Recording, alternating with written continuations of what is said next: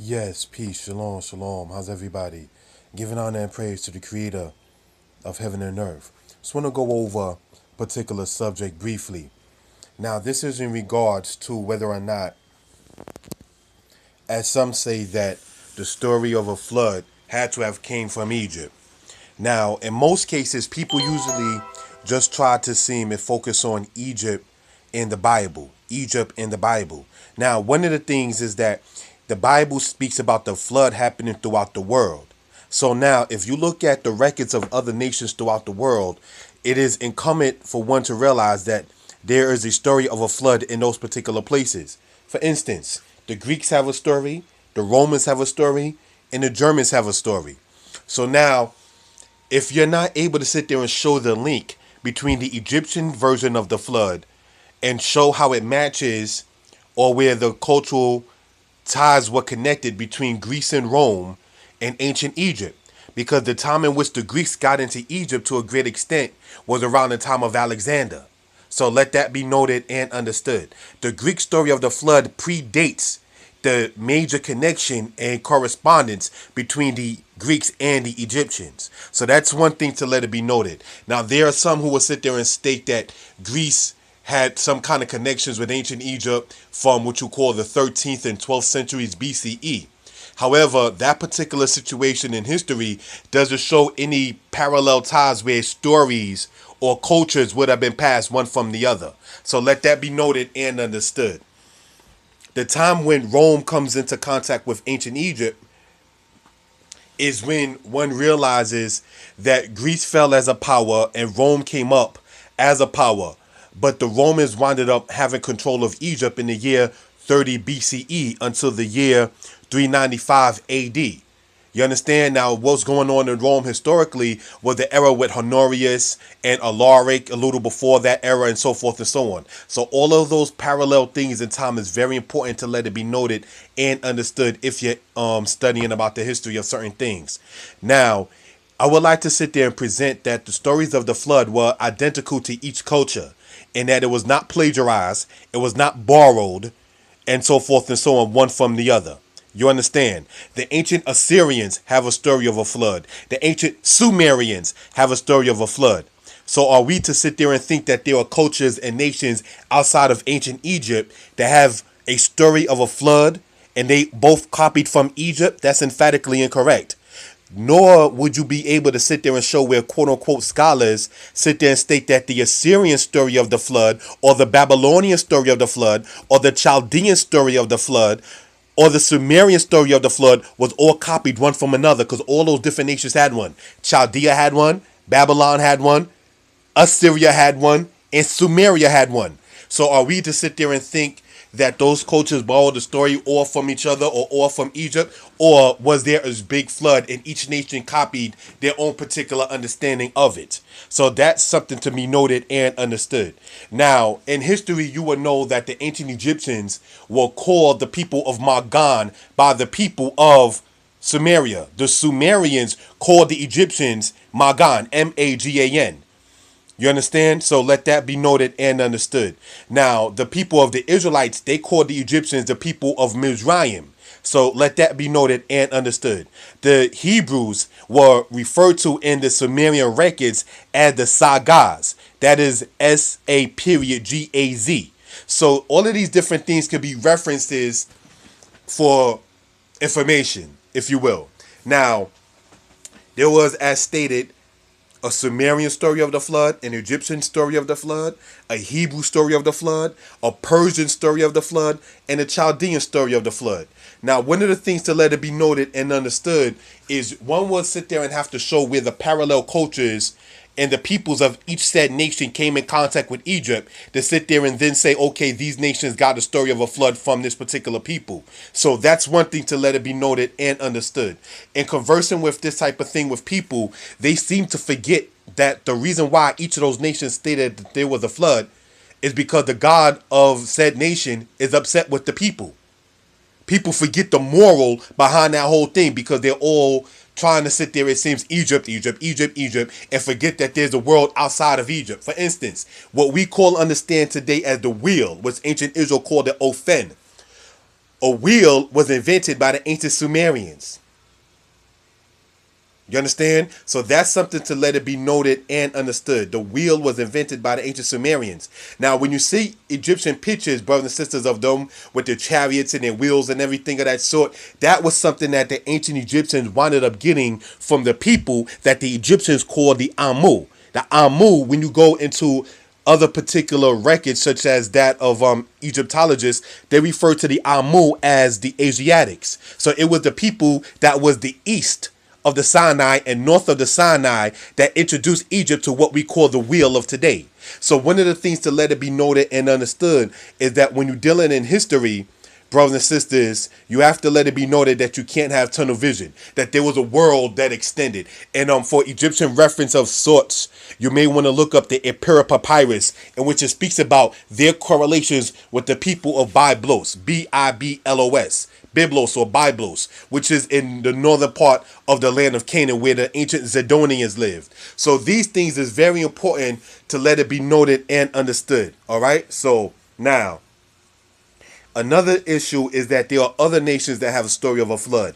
Some of them being the people of Cameroon, Tanzania, the Pygmy, as well as the Mandingo and the Yoruba. Now, for those who know history, the Mandingo stated that they migrated to the lands that they are in Western Africa, coming from Eastern Africa.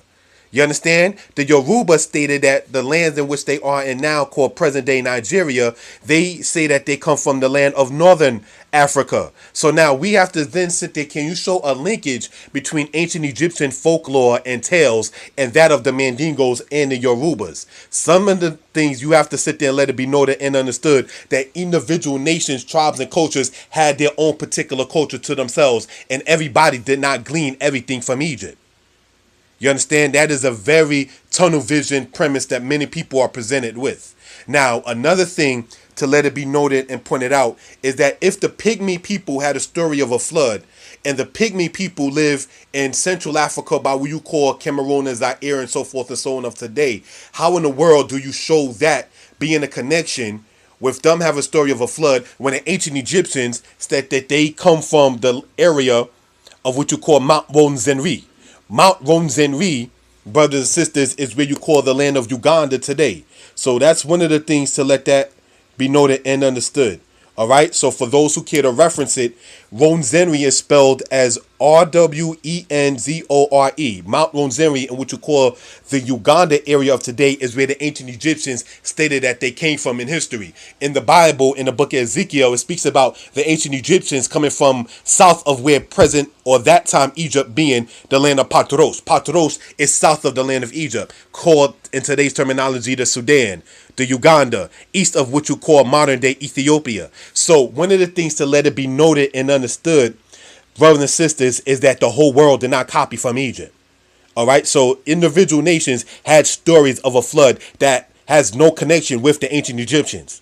So now, another thing, brothers and sisters, is that you have stories in what you call the continent of Asia today that have a story of a flood. China being one, Korea being another, southern India being one, as well as the land that you call Mongolia. Mongolian invasions over into Europe. When did they have any time of connection to connect with Egypt to gain a story from them? Now, some might say, well, the other nations borrowed it from another nation, but it all originated in Egypt. But that right there is actually also not accurate and true. Because if ancient Egypt, if you study the geography of ancient Egypt, they had what you call the inundation of the Nile, where the Nile overflowed periodically. So that's how Egypt got that particular understanding of a flood, is from the Nile aspect.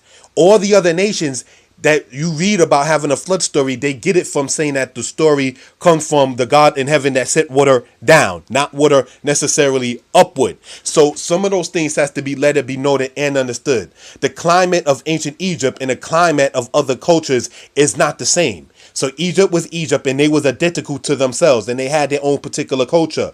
It wasn't really until black people in America started saying that they were the true house of Israel according to the Bible that you start seeing this contention between Egypt and the Bible, and that was created by a guy named Sigmund Freud back in the 1950s. If you study the history about that particular thing, he wrote a book entitled Moses and Monotheism, in which he attempts to state that the Israelites got their understanding of there being one God from a pharaoh named Akhenaten. But that emphatically is incorrect, because Akhenaten, Aten, in ancient Egyptian is the physical sun. The ancient Israelites, when you go to Deuteronomy 17 in the Torah, it condemns sun worship, whereas Akhenaten named himself after the sun and was saying that he was of the horizons of the sun, and he paid libations and poured drink offerings to the sun. So the culture of ancient Kemet, or ancient Egypt, is not identical to the culture of ancient Israel. The Egyptian records as well as the Bible both speak about that particular point. So let that be noted and understood.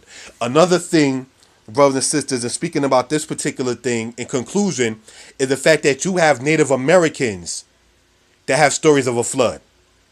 The people called the Blackfoot that live in what you call modern day Montana, they have a story of a flood.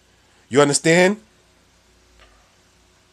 They call themselves the Sika, but in English they refer to that as the Blackfoot.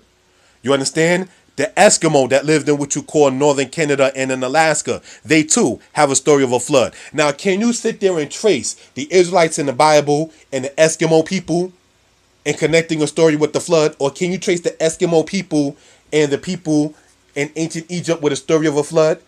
You just have to realize that different nations have a story of a flood, and it's independent to each nation. Stop trying to group everything as if the whole world was monolithic. It wasn't like that, so let that be noted and understood. There was a flood, and each nation copied it according to their own understanding of it. It's not much deeper than that. You understand? Now, you had another tribe that I would like to speak on that lived in what you call modern-day Oregon and California, called the Shasta, Shasta, and they too have a story of a flood. So, brothers and sisters, one of the things to sit there and let that be noted and understood is that there's no way in the world you're going to sit there and try to trace it like that. The Zuni people that live by what you call modern day Utah and Colorado of today, they too have a story of a flood. So there are over, when you research this matter, over 100 or something nations, over 120 or 130 something nations throughout the world that have a story of there being a great flood throughout the earth. So if that is the case, how then can we sit there and try to make a debate between Egypt and their flood story and the flood story of the ancient Hebrews? It's because they don't want to give credit to Yah, the creator and the maker of heaven and earth. That's why. A lot of these nations that we mentioned, the Chaldeans, they didn't argue or wouldn't argue with the Shasta people about what flood story came first and who did what and when, because each nation was happy within their own skin and their own selves. You understand? So let that be noted and understood. You had the Toba people that lived in what you call modern day Argentina. They too have a story of a flood. You understand? You have the Choctaw people. They too have a story of a flood. So right here, just in concluding this particular subject, it should be noted and understood that certain things just don't make any sense that some people try to sit there and state. That's why you have to study with an open mind and not tunnel vision. Now, I want to sit there and go over a particular thing. When they try to sit there and say that the Egyptian dynasties, brothers and sisters, predate the era of the Bible, and so therefore everything in the stories in the Bible came from the dynastic order of ancient Egypt, and that's emphatically incorrect. So let that be noted and understood. First off, Egypt is not mentioned in the Bible until Genesis chapter 12, and before that you read about Shinar, which is Sumer. You read about Ethiopia in the second chapter of the Bible in Genesis, and that has nothing to do with Egypt. So certain things has to be let it be noted and understood, and putting history in this proper context. The dynastic order of ancient Egypt shows it says the margin of error rises from about a decade in the New Kingdom in the third intermediate period to as much as 150 years for the beginning of the first dynasty. Most 12th dynasty dates are fixed precisely, and 18th and 19th dynasty ones must fit in one of the three astronomical determined alternatives. So this right here, what I just read, comes from a book entitled Ancient Egypt, Atlas of Ancient Egypt by Baines. I got that from a bookstore called Strands that's located in New York. So you had the Abydos record, Dynasty 19. You had the Saqqara record, in Dynasty 19, and then you got people saying that we don't have the record from Manetho of today. So how do you have the dynasties a record that dates after Dynasty 20? All right, peace.